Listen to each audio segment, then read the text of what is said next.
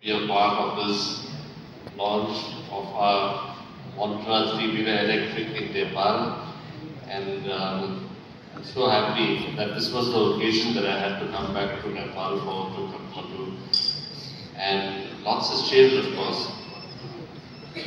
I'm happy to be back here after like 43 years. Thank you very much.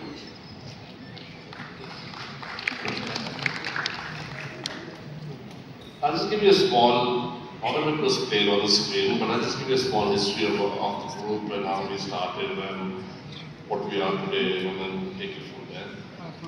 Basically, like how the video says, we started in 1900. Actually, we were money lenders in Burma. So my grandfather and his two brothers were based in Burma, they were money lenders. And then during the Second World War, that's when the Japanese invaded Burma. One of the brothers got shot dead.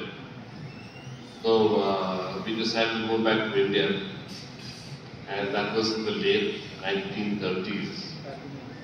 We set up our first company in India in 1947, which is the Coronado Engineering Company. And in 1949, we set up Tube Investments in India.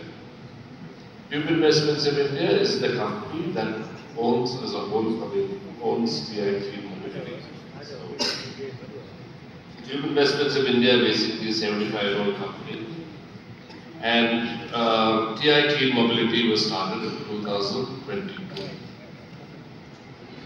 So today, the Murugappa Group, like I said, is 125 years old.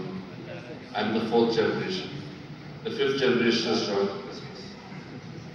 Today we have close to 30 businesses, basically in engineering, in finance, and in agriculture. So in engineering, like we have TI Carbon. In finance, we have a non-bank, the second largest non-banking finance company, as well as a large insurance company. And in the agriculture sector, we have fertilizer and sugar. These are our main industries. Out of the 30 businesses, 9 of them are listed. And we have a market cap of close to, I think, 9 billion US dollars. And we employ close to 1 lakh people. We also spend like 1% of the PBT of the entire group on kind of CSR, foundation work for the needy and the poor. Basically concentrate on two subjects. One is probably education and one on health. So we have multiple schools, colleges, hospitals, nursing homes, where we charge a pittance or it's free, and we fund it from 1% of the profits of our company. So like I said, TI Clean Mobility was started in 2022. We invested close to 3,000 crores.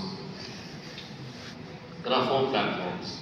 First we started was the electric tractor, then the electric 3-wheeler, the electric small commercial vehicle, and the 55-ton heavy electric truck. Today, we have around 15,000 of these vehicles on our road, 404.5 lakh million electric miles we have covered, kilometers we have covered. It saved over 58,000 tons of carbon dioxide, roughly 1.8 million trees worth of environmental impact. So the question is, Nepal is our first step outside India. So the question is why Nepal as the first step outside?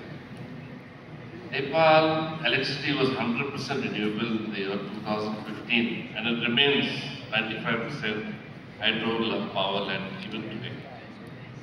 The installed capacity of Nepal is 4,300 megawatts against a peak demand of 2,900 megawatts, with a surplus especially during monsoon periods.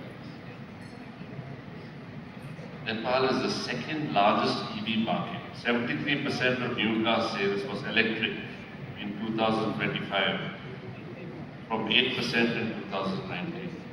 Nepal is the second only to Norway, where 97% of their cars are electric sales. India has only 4%, Thailand is only 21%, Indonesia only 15% of their vehicle sales in 2025 are electric. The government of Nepal has ambitious target to raise EV targets to 95%. Over 70% of Nepal's private car imports are now electric. Nepal has its own policy and has already come up with a commitment to achieve net zero emissions by the year 2045.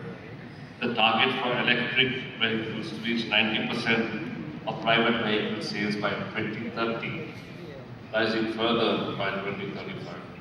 And the growing share of public passenger transport going electric during this decade. Like I mentioned before, the super auto is proposed and engineered for Nepal's terrain with a 32% gradability, hill hold assist, 150 kilometer real world charge and a 4-hour charge. And most importantly, this vehicle has been tried and tested in India. I mean, you all know if you can drive anything on Indian roads, you can drive it anywhere in the world. Contra Electric has spent recent years developing our segments of electric vehicles, each one engineered around the same principle that clean mobility makes better. Clean mobility makes better economic sense for the person operating the vehicle.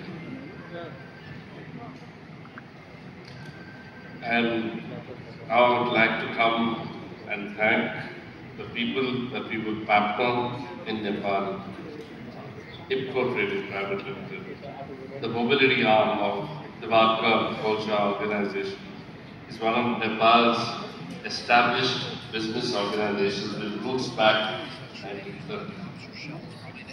Founded by the late Ram Lal Kocha and subsequently expanded under the leadership of the late Mr. Divakar Kocha, an eminent industrialist member of parliament, played a key role in shaping Nepal's industrial policies.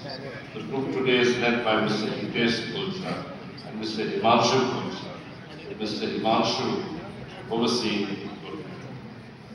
What drew me to this? What drew me to this partnership was not only their reach or their service network across Nepal, but also the fact that they are a 105-year-old family business built over generations, just like us. So when two organizations with that kind of association come together, they work better to build something that is able to last rather than just a product launch. Nepal is our first international market, and thus we see this as a template, the one we intend to apply as we look forward across Asia and into Africa. Today the template starts with a single vehicle reaching Nepal's roads. Passenger three-wheeler built for the drivers who carry this country's daily commerce and daily passengers. But the ambition behind it is larger than one launch. It is a bet that the fastest growing economies in our region will build their transport systems not by copying what came before, but by leapfrogging straight to what works best for them. The Indian